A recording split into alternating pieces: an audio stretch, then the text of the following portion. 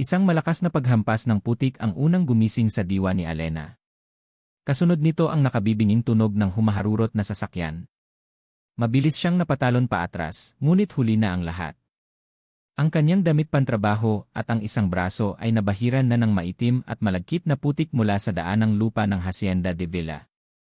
Napatayo siya ng tuwid, pinagpagan ang sarili, habang masamang nakatingin sa mamahaling itim na sasakyan na huminto ilang metro lang mula sa kanya.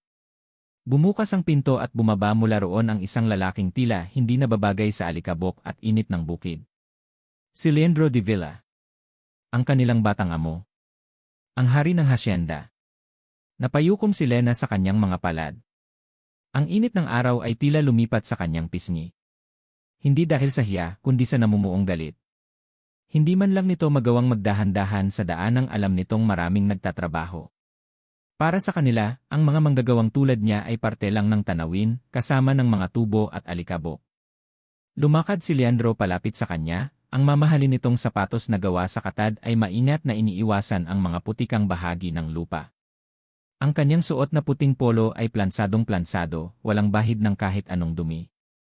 Tumingin ito sa kanya mula ulo hanggang paa, at sa mga mata nito, nakita ni Lena ang pamilyar na tingin.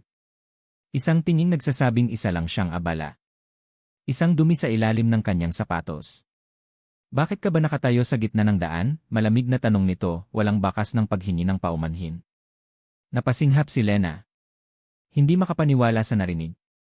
Sir, nasa gilid po ako. Kayo po ang mabilis magpatakbo. Tinaasan siya nito ng kilay, isang senyales ng pagkainis. Trabaho mo ang mag-ani ng tubo, hindi ang tumunganga. Bumalik ka sa trabaho mo. Pagkasabi niyon ay tinalikuran na siya nito at bumalik sa kotse, na muling humarurot at nag-iwan ng alikabok sa hangin. Naiwan si Lena na nanginginig sa pinaghalong galit at pagkapahiya. Ito ang buhay niya. Araw-araw na pagtitiis, araw-araw na paalala kung saan siya lulugar sa mundong ito. Isang manggagawa lang. Isang utusan. Pinunasan niya ang putik sa kanyang braso gamit ang laylayan ng damit at pilit na kinalma ang sarili. Kailangan niyang tapusin ang araw. Kailangan niyang kumita para sa kanila ng kanyang ina. Nang matapos ang maghapong trabaho, pagod na naglakad si Lena pauwi sa maliit nilang bahay sa gilid ng malawak na plantasyon. Ang bawat hakbang ay tila pabigat ng pabigat, dala ang pagod ng katawan at ang bigat ng damdamin mula sa nangyari kanina. Ngunit pagdating niya sa kanilang bakuran, isang kaba ang biglang gumapang sa kanyang dibdib. Narinig niya ang mahinang pag-iyak mula sa loob. Ang pag-iyak ng kanyang ina. Dali-dali niyang binuksan ang pinto. Inay! Ang kanyang ina, si Carmen, ay nakaupo sa lumang silyang yantok, namumugto ang mga mata at nanginginig ang mga kamay. At sa tabi nito, nakaupo na parang hari sa kanilang munting sala, ay isang lalaking pamilyar sa kanya sa pangalan, ngunit ngayon niya lang nakita ng malapitan. Si Don Ricardo Aguilar. Isang kilalang mayaman at nagpapautang sa kanilang bayan. Nakangiti ito, ngunit ang ngiti ay hindi umaabot sa kanyang mga mata. May lamig at panganib sa titig nito. Alena, hija. Tamang-tama ang dating mo, sabi ni Don Ricardo, ang boses ay malambing ngunit may kakaibang talim. Tiningnan siya nito mula ulo hanggang paa, na para bang sinusuri ang bawat piraso ng kanyang pagkatao. Anong-anong nangyayari dito, inay? Tanong ni Lena, ang boses ay nag-umpisa ng manginig. Hindi makasagot si Carmen. Yumuko lang ito at lalong humagulgol. Si Don Ricardo ang sumagot para dito. Tumayo ito at dahan-dahang lumapit. Ang iyong ina, hija, ay may kaunting problema sa pera. Isang problema na umabot na sa 5 milyong piso. 5 milyon. Parang bombang sumabog ang mga salita sa pandinig ni Lena. Napakapit siya sa hamba ng pinto para suportahan ang sarili. Saan kukuha ng ganoong kalaking pera ang kanyang ina? Paano? Hindi po totoo yan, halos pabulong niyang sabi. Nandito ang lahat ng kasulatan, sabi ni Don Ricardo, itinuturo ang mga papel sa ibabaw ng kanilang maliit na mesa. Lahat ay pirmado ng iyong ina. Biglang lumuhod si Carmen sa harap ni Don Ricardo. Pakiusap, Don Ricardo. Bigyan niyo pa po kami ng panahon. Pakiusap eh. Ngunit tila hindi ito narinig ng matandang lalaki. Ang mga mata nito ay nakapako kay Lena. Isang malamig na kalkulasyon ang mababasa sa mga ito. Tapos na ang panahon, Carmen, sabi ni Don Ricardo. Tumingin siyang muli kay Lena. Pero mayroon akong ibang solusyon. Hindi ko na kailangan ang pera. Nag-angat ng tingin si Lena, isang maliit na sinag ng pag-asa ang sumilip sa kanyang puso. Ngumiti si Don Ricardo, isang ngiting nagpanginig sa buong katawan ni Lena. Matanda na ako. Kailangan ko ng isang mag-aalaga sa akin. Isang asawa. Nanlaki ang mga mata ni Lena. Ang pag-asa ay biglang naging purong lagim. Naintindihan niya. Naintindihan niya ang lahat. Ang presyo ng utang ng kanyang ina ay siya. Hayop ka, sigaw ni Lena, hindi na napigilan ang sarili. Lena, anak, wag pigil ni Carmen. Isang magandang alok, hindi ba, pagpapatuloy ni Don Ricardo, hindi inalintana ang sinabi ni Lena. Ipakasal mo sa akin ang iyong anak, Carmen, at sa mismong araw ng kasal, lahat ng utang mo ay kalilimutan ko na. Burado. Ituring mong hindi nangyari. Tumingin si Lena sa kanyang ina. Nakita niya ang lubos na kahihiyan at desperasyon sa mukha nito. Nakita niya ang pagmamakaawa. Alam ni Lena na wala silang laban. Wala silang pera. Wala silang kapangyarihan. Ito na ang katapusan. Huminga siya ng malalim, pinipigilan ang mga luhang nagbabadyang tumulo. Pinunasan niya ang dumi sa kanyang braso, ang parehong dumi na idinulot ni Leandro de Villa kanina. Ito ang simbolo ng kanyang buhay. Isang dumi na kailangang linisin sa anumang paraan. Tumingin siya ng diretsyo sa mga mata ni Don Ricardo, ang kanyang boses ay walang emosyon, patay, at puno ng pagsuko. Pumapayag na po ako. Isang nakabibinging katahimikan ang bumalot sa munti nilang bahay. Ang ngiti sa labi ni Don Ricardo ay lumawak. Ang pag-iyak ni Carmen ay naging isang hikbi ng pagkatalo. Ngunit bago pa may makapagsalita muli, isang boses ang bumasag sa katahimikan. Isang boses na malamig, makapangyarihan, at pamilyar. Hindi siya papayag. Sabay-sabay silang napalingon sa pintuan. Doon, nakatayo si Leandro de Villa. Ang kanyang mukha ay seryoso, at ang kanyang mga mata, na kanina lang ay puno ng pamamaliit, ngayon ay nag-aalab na parang dalawang nagbabagang uling na nakatutok kay Don Ricardo. Nagmamasid lang si Leandro mula sa di kalayuan, sa loob ng kanyang naka-aircon na sasakyan. Papauwi na sana siya sa mansyon nang mapansin niya ang isang pamilyar na kotse na nakaparada sa tapat ng isa sa mga bahay ng kanyang mga manggagawa. Ang kotse ni Don Ricardo Aguilar. Isang makamandag na ahas na matagal nang gumagapang sa kanilang bayan. Kusang kumuyom ang kanyang mga palad. May kung anong hindi magandang kutob ang bumalot sa kanya. Hininto niya ang sasakyan sa isang lugar na hindi gaanong kapansin-pansin at pinanood ang bahay. Ang bahay ng babaeng binastos niya kaninang umaga. Si Alena. Naalala niya ang itsura nito kanina, puno ng putik, ngunit ang mga mata ay nag-aapoy sa galit. Isang tingin na hindi niya malimutan. Hindi ito takot, hindi hiya. Purong paglaban. At sa hindi malamang dahilan, ang alaala ng tingin iyon ay nagdulot ng kakaibang inis sa kanya. Nakita niyang bumukas ang pinto at pumasok si Alena. Pagkatapos ng ilang sandali, narinig niya, kahit mahina, ang sigaw nito. Sinundan niyo ng hagulgol ng isang babae. Alam na niya. Alam na niya ang laro ni Don Ricardo. Isang mangangaso na laging pinupuntirya ang mga mahihina at desperado. At sa sandaling iyon, isang damdamin ang nanaig sa lahat. Hindi awa, kundi isang teritorial na galit. Ang mga taong ito, ang lupaing ito, ay nasa ilalim ng kanyang pangangalaga. Ang Hacienda de Villa ay kanyang kaharian, at walang ibang ahas ang pwedeng mamuksa sa loob nito. Naalala niya ang sarili niyang utang na loob. Ang bigat ng isang responsibilidad na ipinasa sa kanya, isang pangalan na hindi kanya ngunit kailangan niyang pangalagaan. Hindi niya alam kung ano ang pakiramdam ng magkaroon ng utang na pera, pero alam niya ang pakiramdam na mabili ang iyong kaluluwa. Hindi na siya nag-isip pa. Pinatay niya ang makina ng kotse at mabilis na lumabas. Bawat hakbang niya palapit sa bahay ay mabigat at puno ng determinasyon. Pagdating niya sa nakabukas na pinto, ang eksaktong mga salitang kinatatakutan niyang marinig ang kanyang naabutan. Pumapayag na po ako. Ang boses ni Alena. Basag. Walang buhay. Talunang-taluna. At sa tabi nito, ang demonyong ngiti ni Don Ricardo. Isang galit na hindi niya panaramdaman noon ang biglang kumulo sa kanyang dugo. Hindi siya papayag, deklara niya, ang kanyang boses ay pumuno sa maliit na silid, sapat na para magpatigil sa kanilang lahat. Ang gulat sa mukha ni Don Ricardo ay napalitan ng isang mapanuyang ngiti. Aba, aba. Ang batang hari ng De Villa. Anong ginagawa mo sa tirahan ng mga alipin mo? Hindi pinansin ni Leandro ang pang-insulto. Ang mga mata niya ay diretso pa ring nakatitig sa matanda. Babayaran ko ang utang nila. Magkano? Tumawa si Don Ricardo. Isang tawang nakakainsulto. Hindi na tungkol sa pera ang usapan dito, bata. Mayroon na kaming napagkasunduan. Kakalimutan niyo ang kasunduan, mariing sabi ni Leandro. Bibigyan kita ng tseke ngayon din doblehin mo pa ang halaga. Sinabi ko na, muling tumawa si Don Ricardo, hindi sapat ang pera. Ang gusto ko ay isang asawa. Doon napatingin si Leandro kay Alena. Nakatayo ito, ang mukha ay blanko, tila isang manikang basag na naghihintay na lang pulutin. Nakita niya ang bakas ng putik sa braso nito mula sa insidente kanina. At sa sandaling iyon, isang desisyon ang nabuo sa kanyang isip. Isang desisyon na kasing radikal ng sitwasyon. Ang tanging paraan para talunin ang isang demonyo ay ang mag-alok ng isang mas malaking kasunduan.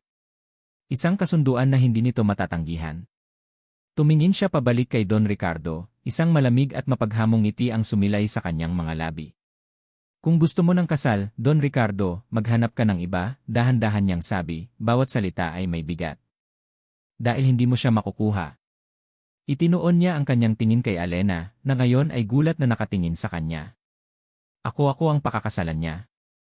Ang katahimikan na sumunod ay mas mabigat pa kaysa kanina. Maging si Leandro ay bahagyang nagulat sa sarili niyang mga salita. Ngunit ngayong nasabi na niya, wala nang atrasan.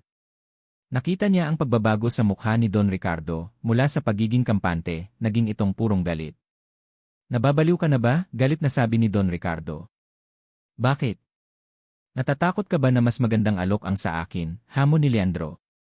Ang maging asawa ng isang matandang usurero, o ang maging ginang De Villa, ang reyna ng buong hasyenda na ito? Sa tingin mo, saan siya mas mapapabuti? Tumayo si Don Ricardo, nanginginig sa galit ang kanyang mga kamay. Hindi pa tayo tapos, Leandro. Tandaan mo yan. At mabilis itong lumabas ng bahay, padabog na isinara ang pinto ng kanyang kotse bago ito humarurot palayo. Nang mawala na ang kotse, doon lang huminga ng maluwag si Leandro. Ngunit ang kapayapaan ay panandalian lang. Humarap siya kay Alena, na ngayon ay nakatingin sa kanya na parabang isa siyang halimaw na mas masahol pa kay Don Ricardo. Ano nang tingin mo sa akin, isang laruan? Galit na tanong ni Alena, ang boses ay nanginginig ngunit puno ng tapang. Isang premyo na pag-aagawan ng dalawang mayaman. Mas gugustuhin ko pang mamatay kaysa maging palamuti sa mansyon mo. Hindi na tinag si Leandro sa kanyang mga salita.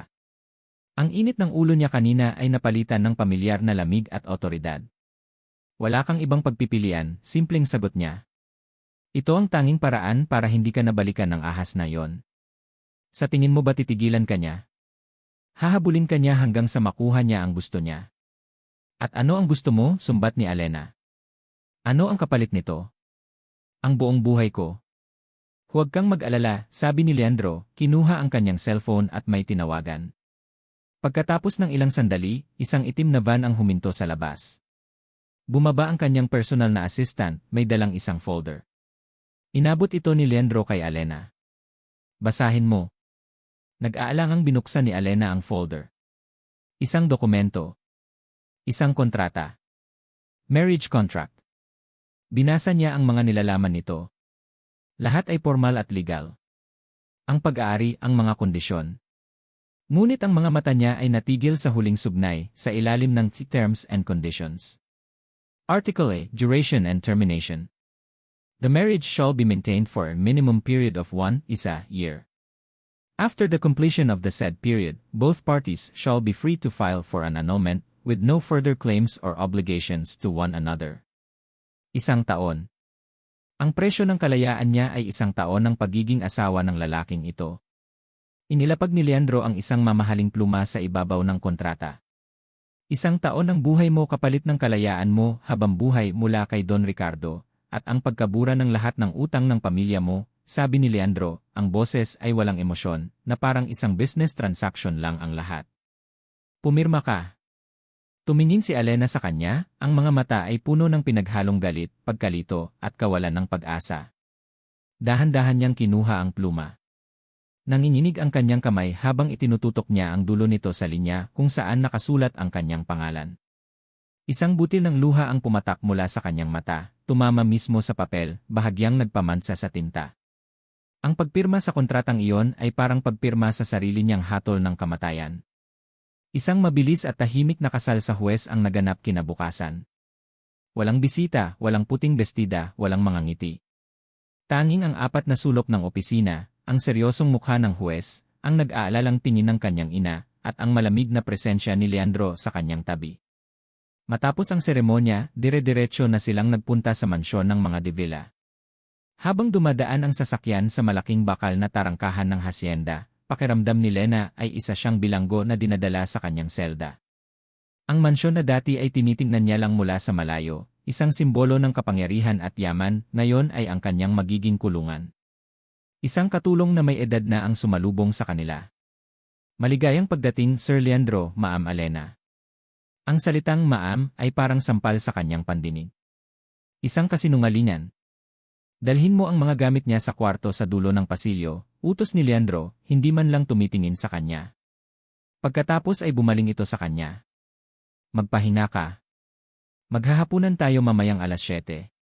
Hindi na niya ito hinintay pang sumagot. Naglakad na ito paakyat sa engrandeng hagdanan, iniwan siyang nakatayo sa gitna ng malawak na sala, pakiramdam ay mas maliit pa siya kaysa sa dati. Ang kwartong ibinigay sa kanya ay malaki, mas malaki pa sa buong bahay nila ng kanyang ina. May sarili itong banyo na gawa sa marmol at isang malawak na bintanang salamin kung saan tanaw ang walang katapusang taniman ng tubo. Maganda. Malinis. Ngunit malamig at walang buhay. Inilapag niya ang kanyang maliit na bag sa sulok. Iyon lang ang dala niya. Isang paalala kung gaano siya kaiba sa mundong ito. Naligo siya at nagbihis. Naghintay. Nakinig sa nakabibinging katahimikan ng mansyon.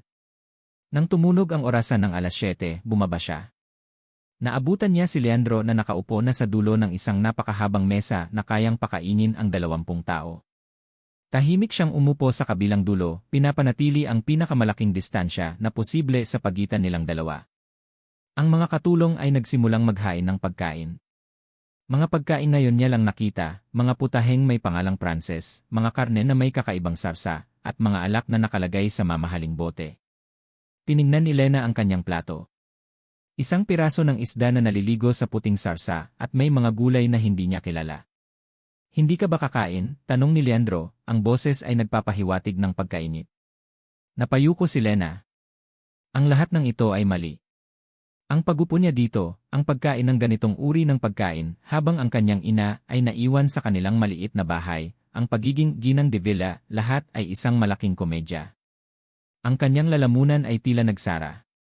Hindi po ako sanay sa ganitong pagkain, sir, mahina niyang sagot. Nakita niya ang pagtiim ng bagang ni Leandro. Ang pagkainis sa mga mata nito ay hindi maitago. Para dito, isa itong pagtanggi. Isang insulto. Ipinahanda ko ang lahat ng yan para sa'yo, mariing sabi nito. Hindi mo ba kayang magpakita ng kahit kaunting pasasalamat? Ang salitang pasasalamat ang nagpasiklab sa damdamin ni Lena. Pasasalamat para saan? Sa pagbili sa kanya? Sa pagtrato sa kanya na parang isang bagay na walang sariling isip. Pasasalamat, hindi niya napigilang itaas ang kanyang boses. Nagpapasalamat po ako na hindi ako napunta kay Don Ricardo. Pero huwag niyo pong asahan na magpapasalamat ako sa pagiging bihag dito sa gintong hawlan niyo. Ibinagsak ni Leandro ang kanyang kubyerto sa plato, lumikha ng isang malakas na kalansing na umalingaw-ngaw sa buong silid kainan. Ang mga katulong ay natigilan at mabilis na umatras. Bihag, tumayo si Leandro, ang kanyang anino ay tila lumaki at bumalot sa buong silid.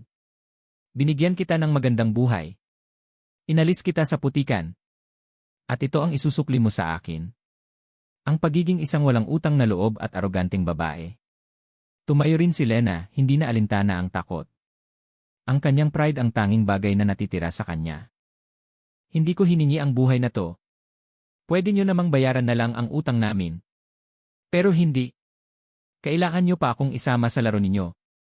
Dahil ano? Dahil gusto niyong ipakita kay Don Ricardo na kayo ang mas makapangyarihan. Sabihin niyo sa akin, M. de Villa, ano ang pakiramdam na manalo? Ang mga salita niya ay tumama. Nakita niya iyon sa paraan ng pagkunot ng noo ni Leandro, sa paraan ng pag-igting ng kanyang panga. Hindi ito nakasagot.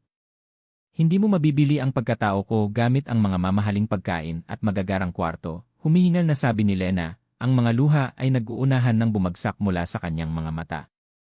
Kung gusto niyo ng asawa, sana pumili kayo ng isang taong gustong maging asawa niyo. Tinalikuran niya ito at mabilis na tumakbo paakyat sa hagdanan, pabalik sa kanyang kwarto. Ibinagsak niya ang sarili sa malambot na kama at doon humagulgol ng walang tigil. Umiyak siya para sa kanyang nawalang kalayaan, para sa kanyang nasirang dangal, at para sa isang taon ng kanyang buhay na kailangan niyang isakripisyo sa piling ng isang lalaking kinamumuhian niya. Nang maglaon, sa gitna ng kanyang pag-iyak, narinig niya ang mahinang pag-alis ng mga yapak sa labas ng kanyang pinto. Hindi siya sigurado, ngunit tila may tumigil doon kanina. Alam ni Lena na ito pa lang ang simula. Ang simula ng kanyang pagtitiis. Kinabukasan, hindi siya lumabas ng kwarto. Hinayaan lang niya ang oras na lumipas. Nang maggagabi na, isang katok ang narinig niya sa pinto. Hindi siya sumagot. Bumukas ang pinto at pumasok si Leandro. Ang mukha nito ay kalmado, ngunit ang mga mata ay may bakas ng kung anong hindi niya mabasa. Mag-empek ka, maikli nitong sabi. Napabangon si Lena. Ano? Mag-empek ka, ulit nito, ang boses ay mas mariin. Aalis tayo bukas. Saan tayo pupunta? Tanong niya, puno ng pagdududa. Tumingin ito sa kanya, at sa unang pagkakataon, may nakita siyang kakaibang kislap sa mga mata nito. Isang kislap na hindi niya maintindihan kung panunuya ba o kung ano. Honeymoon. Ang salitang honeymoon ay isang malaking kalokohan. Alam iyon ni Leandro. Ngunit kailangan nilang umalis. Ang tensyon sa loob ng mansyon ay halos hinihiwa ng kutsilyo. Ang bawat sulok ay nagpapaalala sa kanila ng kanilang peking kasunduan. Kailangan niya ng distansya. Kailangan nila ng hangin. Pinili niya ang Palawan. Isang paraiso na malayo sa mapanuring mga mata ng kanyang mga tauhan at sa anino ng kanyang responsibilidad. Isang lugar kung saan, marahil, ay makikita niya ang babaeng nasa likod ng galit at pride. O baka naman, isa lang itong paraan para parusahan ang sarili, ang dalhin ang babaeng hindi niya makuha sa isang lugar na para sa mga nagmamahalan. Mula sa eroplano hanggang sa pagdating nila sa isang marangyang resort na nakaharap sa karagatan, hindi nagsalita si Alena. Sumusunod lang ito na parang anino, ang mukha ay walang emosyon. Ngunit nakikita ni Leandro ang maliliit na bagay, ang bahagyang panlalaki ng mga mata nito nang makita ang asul na dagat, ang mahigpit na pagkakahawak sa laylayan ng damit nang pumasok sila sa kanilang pribadong villa na may sariling pool. Sa loob, may dalawang magkahiwalay na kwarto. Hindi na niya kailangang sabihin kung saan siya at kung saan ito. Agad na pumasok si Alena sa isa at isinara ang pinto. Napabuntong hininga si Leandro. Ano ba talaga ang ginagawa niya? Kinabukasan, nag-ayos siya ng isang private island hopping tour. Isang paraan para pilitin itong lumabas sa kwarto nito. Nagulat siya nang paglabas nito ay nakasuot na ito ng simpleng bestida, handa nang umalis. Hindi pa rin ito nagsasalita, ngunit sumama ito. Nasa kalagitnaan sila ng dagat, sa isang maliit na bangka, nang mag-umpisa ang malalakas na alon. Tumagilid ang bangka at nawalan ng balanse si Alena. Ah! Isang mabilis na sigaw. Bago pa man ito tuluyang mahulog, isang likas na kilos ang nagtulak kay Leandro.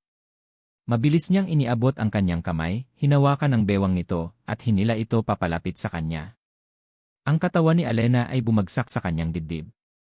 Mainit. At sa isang saglit, nawala ang lahat, ang alon, ang bangka, ang galit sa pagitan nila. Ang tanging naroon ay ang tibok ng puso niya na dumadagundong sa kanyang tainga, at ang amoy ng buhok ni Alena na may halong simoy ng dagat. Naramdaman niyang nanigas ito sa kanyang mga bisig. Nang tumingin siya pababa, nakita niya ang mukha nito, gulat, ang mga mata ay nanlalaki, at ang mga labi ay bahagyang nakaawang. Isang itsura na ibang-iba sa palagi nitong suot na maskara ng galit. Mabilis itong kumawala at umayos ng upo sa kabilang dulo ng bangka, ang mukha ay namumula. Salamat, pabulong nitong sabi, hindi makatingin sa kanya. Iyon ang unang pagkakataon na narinig niya itong magsalita ng hindi galit. Ngumiti si Leandro sa kanyang sarili, isang ngiting mabilis niyang itinago. Pagsapit ng gabi, naghanda ang resort ng isang pribadong hapunan para sa kanila sa dalampasigan. Mga sulo ang nagsisilbing ilaw at ang tunog ng alon ang kanilang musika. Sa pagkakataong ito, hindi na tumanggi si Alena sa pagkain. Tahimik itong kumain. Hindi ko alam na ganito ka pala ka-arogante, basag ni Leandro sa katahimikan, sinusubukan ang isang bagong taktika. Tinaasan siya nito ng kilay. At hindi ko rin alam na kaya mo palang magsalita nang hindi nag-uutos. Napangiti si Leandro. Ang pagiging amo ng isang malaking hasyenda ay may kaakibat na responsibilidad. Minsan, nakakalimutan mo ng maging tao. Hindi niya alam kung bakit niya sinabi yon. Ngunit sa ilalim ng kalangitan na puno ng bituin, sa harap ng babaeng ito, naramdaman niya ang isang pambihirang pagnanais na maging totoo. Nakita niya ang paglambot ng ekspresyon ni Alena. Ano nang pakiramdam? Tanong nito, ang boses ay halos isang bulong. Ang magkaroon ng ganoong kabigat na pasan. Nagulat si Leandro sa tanong. Walang sinuman ang nagtanong sa kanya niyon dati. Tiningnan siya ng lahat bilang si Leandro de Villa, ang makapangyarihang tagapagmana. Ngunit ang babaeng ito tinanong siya nito kung ano ang pakiramdam. Mabigat pag-amin niya. Parang laging may kailangan kang patunayan. Sa lahat. At lalo na sa sarili mo. Tumango si Alena na para bang naintindihan nito. Lahat naman tayo ay may pinapatunayan. Sa sandaling iyon, sa ilalim ng mga bituin ng Palawan, hindi sila ang amo at ang biniling asawa. Dalawang tao lang sila na may kanya-kanyang pasanin. Isang koneksyon, gaano man kaliit, ang nabuo sa pagitan nila. Isang sinulid ng pag-unawa. Ngunit ang mga magagandang sandali ay sadyang madaling sirain. Leandro, Hijo. Anong laking pagkakataon? Isang boses ang bumasag sa kanilang sandali. Isang boses na kilalang kilala ni Leandro. Napalingon sila. Nakatayo hindi kalayuan sa kanila si Don Ricardo Aguilar, nakangiti na parang isang mapagkaibigang lolo. Agad na nanumbalik ang tensyon. Nakita ni Leandro kung paano muling nanigas ang katawan ni Alena. Don Ricardo, malamig na bati ni Leandro. Hindi ko alam na nandito ka rin pala. Nagkataon lang. Nagbabakasyon, sabi nito, lumalapit sa kanilang mesa. Tumingin ito kay Alena. Mukhang inaalagaan ka namang mabuti ng bago mong asawa, iha. Ang salitang bago ay puno ng lason. Mauna na kami, sabi ni Leandro, tumatayo na. Sandali lang, pigil ni Don Ricardo. May sasabihin lang ako sa asawa mo. Humarap ito kay Alena. Habang si Leandro ay bahagyang nakatalikod para tawagin ang waiter, narinig niya ang pabulong na sinabi ni Don Ricardo kay Alena. Mga salitang hindi para sa kanya, ngunit sadyang ipinarinig. Mag-ingat ka, iha. Baka isa ka lang kasangkapan sa laro ng mga de Villa. Tanungin mo ang asawa mo kung ano talaga ang nangyari sa mga tunay niyang magulang. Napahinto si Leandro. Ang dugo niya ay tila nagyelo. Iyon. Ang kanyang pinakatatagong lihim. Ang kanyang kahinaan. Paglingon niya, nakita niya ang epekto ng mga salita ni Don Ricardo kay Alena. Ang kaunting init na nabuo sa pagitan nila kanina ay ganap na nawala. Ang pumalit dito ay isang malamig at matalim na pagdududa. Nakatingin ito sa kanya, hindi na bilang isang tao na may pasanin, kundi bilang isang estranghero na may itinatagong madilim na sekreto. Ang paraiso nila ay biglang naging impyerno. Ang mga salita ni Don Ricardo ay parang lason na dahan-dahang gumapang sa ugat ni Alena. Tanungin mo ang asawa mo kung ano talaga ang nangyari sa mga tunay niyang magulang. Ang biyahe pabalik mula Palawan ay puno ng nakabibinging katahimikan. Ang maliit na koneksyon na nabuo sa pagitan nila sa dalampasigan ay pinatay ng isang nakamamatay na pagdududa. Sa bawat pagtingin niya kay Leandro, hindi na niya nakikita ang lalaking nagbahagi ng kanyang pasanin. Ang nakikita niya ay isang taong may madilim na sikreto. Isang taong, marahil, ay mas mapanganib pa kay Don Ricardo. Bumalik sila sa malamig na realidad ng mansyon. At kasabay ng pagbabalik nila, ang pagdududa ni Alena ay lalong lumaki. Sinimulan niyang obserbahan ang lahat. Ang paraan ng pakikitungo ng mga katulong kay Leandro, puno ng respeto, ngunit may halong takot. Ang mga madalas na pagbisita ng abogado nito sa mansyon. Ang mga usapan sa telepono na bigla nitong itinitigil kapag nararamdaman nitong papalapit siya. Ang lason ay nag-umpisa ng mag-ugat sa kanyang puso, ginagawang pait ang bawat alaala ng kanilang maikling sandali sa Palawan. Isang hapon, habang naglalakad siya sa pasilyo, narinig niya ang boses ni Leandro mula sa loob ng opisina nito. Ang pinto ay bahagyang nakaawang. Hindi niya sinasadya, ngunit ang mga salitang narinig niya ay pumako sa kanya sa kinatatayuan. Kailangan nating siguruhin ang lahat, boses iyon ni Leandro, seryoso at mariin. Hindi pwedeng magkaroon ng butas. Ang kasal na ito ang pinakamahalagang elemento para masigurado ang aking karapatan sa pamana. Kasunod nito ang boses ng abogado. Walang problema, Sir Leandro. Ang kasal ninyo kay Alena Reyes ang nagpapatibay sa posisyon nyo. Basta't manatili siyang asawa nyo sa loob ng 1 taon, walang sinuman ang pwedeng kumwestiyon sa mana. Ang pinakamahalaga ay hindi malaman ng kahit sino ang katotohanan tungkol sa iyong tunay na pagkatao. Tunay na pagkatao. Kasangkapan. Pampatibay ng posisyon. Ang bawat salita ay parang suntok sa sikmura ni Alena. Ang hangin ay tila naubos sa kanyang baga. Napasandal siya sa pader, nanginginig ang mga tuhod. So, ito pala yon. Hindi ito tungkol sa pagligtas sa kanya mula kay Don Ricardo. Hindi ito tungkol sa awa o responsibilidad. Isa siyang piyesa. Isang kasangkapan sa isang mas malaking laro para sa kapangyarihan at pera. Ginamit siya ni Leandro. Ginamit siya para protektahan ang sarili nitong sikreto, ang sarili nitong pamana. Mas masahol pa ito sa naisip niya. Ang sakit ay napakatalim, napakatindi. Mas masakit pa kaysa sa banta ni Don Ricardo. Dahil sa isang sandali, sa ilalim ng mga bituin ng Palawan, umasa siya. Nagkamali siyang isipin na may katotohanan sa likod ng mga mata nito. Nagkamali siyang isipin na may kapareho silang pasanin. Isang kasinungalingan. Lahat ay kasinungalingan. Hindi na siya nag-isip pa. Ang sakit ay naging purong galit. Itinulak niya ang pinto ng opisina. Gulat na napatingin sa kanya si Leandro at ang abogado nito. Alena, sabi ni Leandro, tumatayo. Ngunit hindi na niya ito pinatapos. Lumakad siya papalapit, kinuha ang folder na naglalaman ng kanilang marriage contract mula sa mesa, at ibinato ito sa dibdib ni Leandro. Isang kasangkapan, sabi niya, ang boses ay nanginginig sa galit. Iyon lang pala ang papel ko sa buhay mo. Isang piyesa sa laro mo para makuha ang mana mo. Alena, hindi mo naintindihan. Hindi. Malinaw na malinaw ang narinig ko, sigaw niya, ang mga luha ay malayang dumadaloy sa kanyang pisngi. Kailangan mo ako para patibayin ang posisyon mo. Kailangan mo ako para itago kung sino ka man talaga. Ginamit mo ako, Leandro. Ginamit mo ang desperasyon ko. Mas masahol ka pa sa hayop. Ang mukha ni Leandro ay nagbago. Ang gulat ay napalitan ng sakit at pagkatapos ng isang pader. Isang malamig at hindi matinag na pader. Ang kanyang pinakatatagong sikreto, ang kanyang pinakamalaking kahinaan, ay nabuksan sa paraang hindi niya inaasahan. At sa harap ng akusasyon ni Alena, sa harap ng abogadong nakakaalam ng lahat, wala siyang masabi. Ang kanyang pananahimik ay isang kumpirmasyon para kay Alena. Akala ko sa Palawan. Hindi na niya matapos ang sasabihin. Napailing na lang siya, isang mapait na tawa ang kumawala sa kanyang labi. Ang tanga-tanga ko. Umasa ako. Pinaniwala mo ako. Humarap siya kay Leandro, ang mga mata ay puno ng determinasyon sa kabila ng pag-agos ng luha. Well, tapos na ang laro, Leonor de Villa. Tapos na ang pagpapanggap. Hinubad niya ang simpleng singsing na pangkasal sa kanyang daliri. Ang singsing na sumisimbolo sa kanilang kasunduan.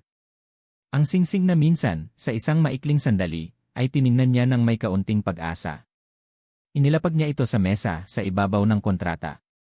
Ang kalansing nito ay parang tunog ng isang kadenang nabaklas. Tapos na tayo, Leonor de Villa. Tapos na ang kasunduan, sabi niya, ang boses ay malamig at pinal. Tinalikuran niya ang mga ito at naglakad palabas ng silid. Hindi siya lumingon. Bawat hakbang palayo ay isang hakbang palayo sa kasinungalingan. Hindi niya alam kung saan siya pupunta. Wala siyang pera, wala siyang dala. Ngunit mas gugustuhin pa niyang bumalik sa putikan kaysa manatili ng isa pang segundo sa mansyon na puno ng lason at panlilinlang. Naiwan si Leandro sa opisina, nakatayo, hindi gumagalaw. Nakatingin sa singsing na nasa ibabaw ng mesa. Ang pader na itinayo niya sa kanyang mukha ay unti-unting gumuho at ang naiwan ay isang ekspresyon ng lubos na pagkatalo. Sa unang pagkakataon sa kanyang buhay, ang makapangyarihang si Leandro de Villa ay natalo. At sa kanyang pagkatalo, naramdaman niya ang pagkawala ng isang bagay na hindi niya alam na ganoon pala kahalaga. Nawala sa kanya si Alena. Tumakbo si Alena. Tumakbo siya ng walang lingon likod, palayo sa mansyon, palayo sa kasinungalingan ni Leandro. Ang tanging lugar na alam niyang pupuntahan ay ang lugar kung saan siya nagsimula, ang maliit nilang bahay, sa yakap ng kanyang ina. Nadatnan niyang nag-aalala si Carmen, na tila ba alam nitong may masamang nangyari. Anak, anong nangyari? Salubong nito sa kanya, niyakap siya ng mahigpit. Sa yakap ng kanyang ina, muling bumuhos ang mga luha ni Alena. Ikinuwento niya ang lahat, ang narinig niyang usapan, ang paggamit sa kanya ni Leandro, ang katotohanang isa lang siyang piyesa para sa mana. Wala siyang pinagkaiba kay Don Ricardo, inay, humihikbing sabi ni Alena. Pareho lang silang ginamit ako. Habang nakikinig, ang mukha ni Carmen ay unti-unting napuno ng pagsisisi at sakit. Nang matapos si Alena, umiling si Carmen, ang sarili niyang mga luha ay nagsimula ng dumaloy. Hindi, anak. Ako ang may kasalanan ng lahat ng ito, mahinang sabi ni Carmen. Inay, ano nang ibig niyong sabihin? Wala kayong kasalanan. Meron, anak, meron, sabi ni Carmen, hinawakan ang mga kamay ni Alena. Ang utang kay Don Ricardo, hindi iyon dahil sa sugal. Nagulat si Alena. Ano po? Huminga ng malalim si Carmen, inihahanda ang sarili na sabihin ang isang katotohanang matagal na niyang itinatago. Noong magkasakit ang tatay mo naubos ang lahat ng ipon natin. Desperada na ako. Walang ibang malapitan. Lumapit ako kay Don Ricardo. Pinangakuan niya ako ng tulong, pero ang kapalit ay napakalaki. Nang mamatay ang tatay mo, lalo lang lumaki ang interes. Itinago ko sa iyo ang lahat dahil ayokong pati ang alaala ng tatay mo ay mabahiran ng utang na ito. Patawarin mo ako, anak. Dahil sa kahihiyan ko, nasira ang buhay mo. Ang revelasyon ay parang kidlat na tumama kay Alena. Ang kanyang galit kay Leandro ay biglang napalitan ng isang nakakabinging pagkalito. Kung ang utang ay para sa kanyang ama, kung ang lahat ng ito ay nagsimula sa pagmamahal at desperasyon, kung gayon, ang pundasyon ng lahat ng kanyang galit ay gumuho. Nagsinungaling ang kanyang ina. Ginamit siya ni Leandro. Ngunit may isang tao na simulat sa pool ay masama ang intensyon. Isang tao na naglaro sa kanilang lahat. Si Don Ricardo.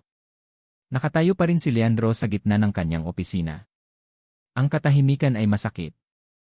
Ang singsing sa mesa ay parang isang uling na nagbabaga, sumisimbolo sa kanyang kabiguan. Gumuho ang mundo niya. Hindi dahil sa nalaman ni Alena ang sikreto niya, kundi dahil sa paraan kung paano niya ito nalaman. Sa pinakamasamang paraan. Mula sa laso ni Don Ricardo at sa sarili niyang kapabayaan. Ngunit ang sakit ay mabilis na napalitan ng isang matinding determinasyon. Kung ito ang laro ni Don Ricardo, kung ito ang paraan nito para sirain siya, hindi siya papayag na ito ang manalo. Hindi na yon. Hindi habang ang babaeng mahalaga sa kanya ay nasasaktan. Hindi na siya nag-aksaya ng panahon. Kinuha niya ang susi ng kanyang sasakyan at mabilis na lumabas ng mansyon. Alam niya kung saan niya hahanapin ang ahas. May isang luma at halos abandonadong warehouse si Don Ricardo sa dulo ng bayan, isang lugar kung saan nito isinasagawa ang mga maruruming transaksyon. Pagdating niya, naroon niya ito, nag-aabang, na para bang alam nitong darating siya. Nakangiti ito, isang ngiti ng isang mananalo. Sa wakas, nagpakita ka rin, pamangkin, sabi ni Don Ricardo, ang salitang pamangkin ay puno ng panunuya. Itigil mo na to, mariing sabi ni Leandro. Layuan mo na si Alena. Layuan mo na kami. Tumawa si Don Ricardo. Bakit? Ngayong nakuha ko na ang gusto ko. Ang makita kang masira. Ang makita kang magdusa tulad ng pagdurusa ko. Wala kang alam sa pagdurusa, sigaw ni Leandro. Nabuhay kang puno ng galit habang ang ama ko. Ang ama mo, putol ni Don Ricardo, ang boses ay biglang naging puno ng lason. Ang kapatid ko. Inagaw niya ang lahat sa akin. Ang pangalan, ang yaman, ang pagkilala ng aming ama. Iniwan niya akong parang aso sa lansangan habang siya ay nagpapakasasa sa Hacienda de Villa. Doon na unawaan ni Leandro ang lalim ng galit nito. Hindi ito tungkol sa pera. Ito ay tungkol sa isang buhay ng inggit at put. Kaya plinano ko ang lahat, pagpapatuloy ni Don Ricardo, ang mga mata ay nag-aapoy. Nang lumapit sa akin ang hangal na si Carmen, nakita ko ang perpektong pagkakataon. At nang ikaw naman, ang paboritong ampon, ang nagmagandang loob, naging mas perpekto pa ang lahat.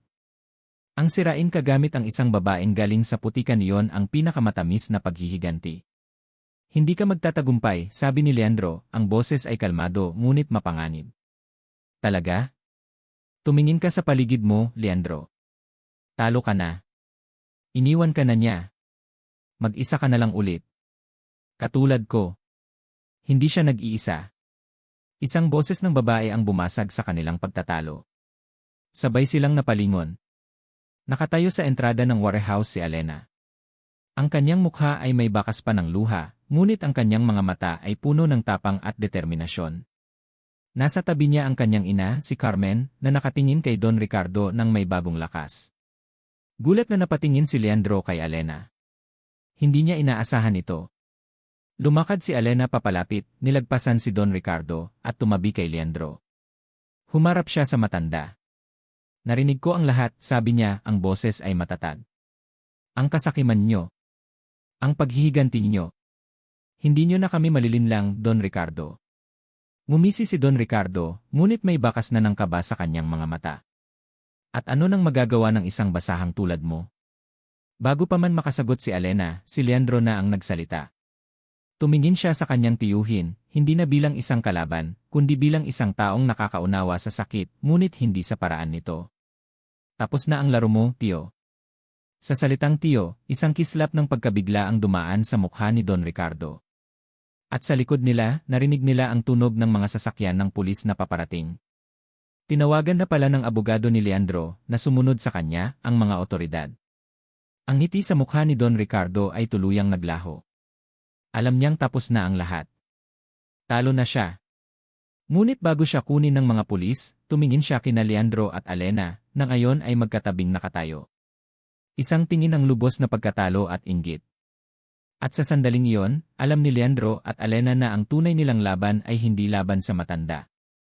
Ang laban nila ay para sa kanilang dalawa. Nang umalis na ang mga pulis, dala ang isang talunang si Don Ricardo, isang mabigat na katahimikan ang bumalot sa warehouse. Naiwan sina Leandro at Alena, kasama ang anino ng lahat ng sakit at kasinungalingan na naganap sa pagitan nila. Si Alena ang unang bumasag sa katahimikan. Humarap siya kay Leandro, ang kanyang mga mata ay puno ng mga emosyon na hindi niya masabi, pagsisisi, pag-unawa, at isang natitirang sakit. Iyong sinabi niya tungkol sa mga magulang mo Panimula niya, ang boses ay mahina. Tumango si Leandro, ang mga mata ay nakatuon sa sahig na semento. Totoo ang lahat ng iyon. Ampon lang ako. Anak ako ng pinagkakatiwala ang katiwala ni Itay. Namatay ang mga magulang ko sa isang aksidente, iniligtas ang buhay niya. Utang na loob ang dahilan kung bakit ako narito. Iyon ang sikretong pilit kong itinatago. Iyon ang dahilan kung bakit kailangan kong patunayan ang sarili ko araw-araw. At ginamit mo ang kasal natin para doon, sabi ni Alena.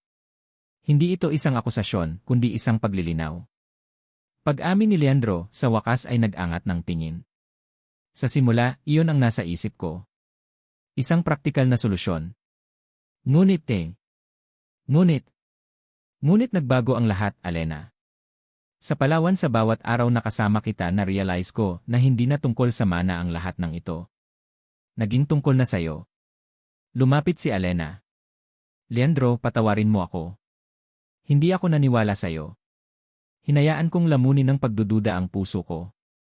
Hinayaan kong sirain tayo ng laso ni Don Ricardo. Hindi, ako ang dapat humingi ng tawad, sabi ni Leandro, dahan-dahang hinawakan ang kamay ni Alena. Ang init ng palad nito ay parang isang lunas sa kanyang nanlalamig na kaluluwa.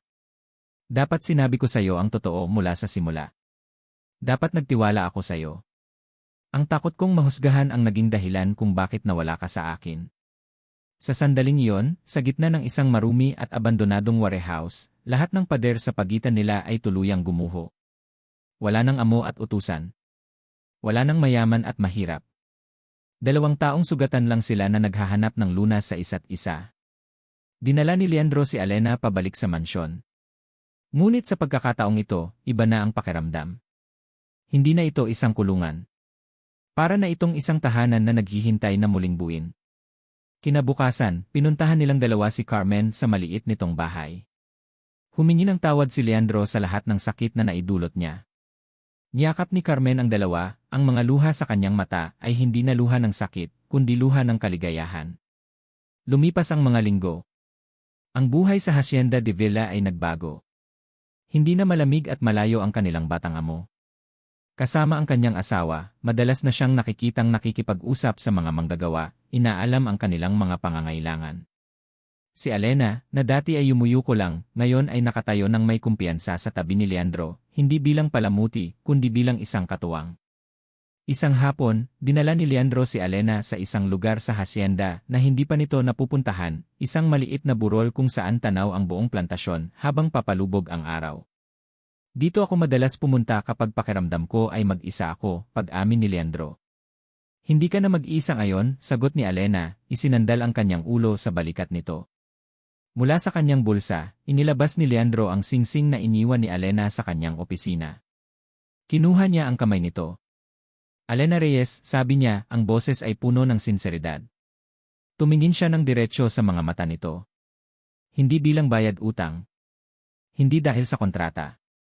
At siguradong hindi para sa mana. Dahan-dahan siyang lumuhod sa harap nito, sa ilalim ng kulay kahel na kalangitan.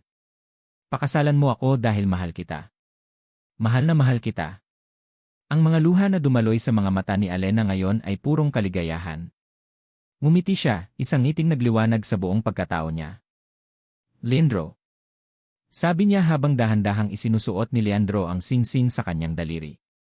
Tumayo si Leandro at niyakap siya ng mahigpit. Habang nakayakap sila, pinagmamasdan ang araw na tuluyang lumulubog sa abot tanaw, alam nilang ito ang tunay na simula. Makalipas ang ilang buwan, ang Hacienda de Villa ay mas naging masigla. Si Alena, hindi na isang mahiyain at puno ng pagdududang babae, kundi ang ginang de Villa na may malasakit at talino, ay naging ilaw ng hacienda.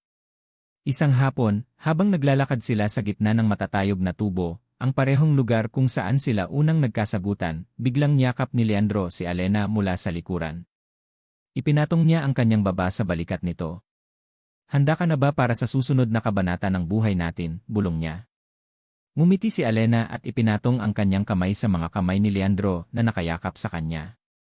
Tumingin siya sa malawak na lupain sa kanilang harapan, isang lupain na minsan ay sumisimbolo sa kanyang pagkaalipin, ngunit ngayon ay sumisimbolo na sa kanilang pag-ibig at kinabukasan. Kasama ka, sagot niya, lagi akong handa. At dito po nagtatapos ang makulay na kwento ng pag-ibig ni Leandro at Alena. Mula sa kaibuturan ng aking puso, maraming salamat sa inyong walang sawang pagsubaybay at pagsama sa amin sa bawat kabanata. Isang karangalan ang maging bahagi ng inyong mga araw at gabi. Habang isinusulat ko ang kanilang kwento, para bang naging totoo sa akin sina Leo at Alena. Naramdaman ko ang bigat ng kanilang mga pasanin, ang sakit ng kanilang mga pagkakamali, at higit sa lahat, ang tamis ng kanilang tagumpay. Ipinakita sa atin ng kanilang paglalakbay na ang tunay na pag-ibig ay maaaring matagpuan sa mga hindi inaasahang pagkakataon. Na ang pagpapatawad, hindi lang para sa iba, kundi para na rin sa ating sarili, ang siyang susi sa tunay na paghilom. At higit sa lahat, na ang halaga ng isang tao ay hindi nasusukat sa yaman o nakaraan, kundi sa kabutihan ng puso at sa kakayahang umunawa. Ngayong tapos na ang kanilang kwento, nais ko sanang marinig ang inyong mga saloobin. Anong aral ang pinakapumatak sa inyong puso? Aling eksena ang hindi nyo malilimutan? Ibahagi nyo naman ang inyong mga komento sa ibaba. Ang bawat salita mula sa inyo ay isang inspirasyon. Muli ang aking taos-pusong pasasalamat. Hanggang sa ating susunod na kwentuhan.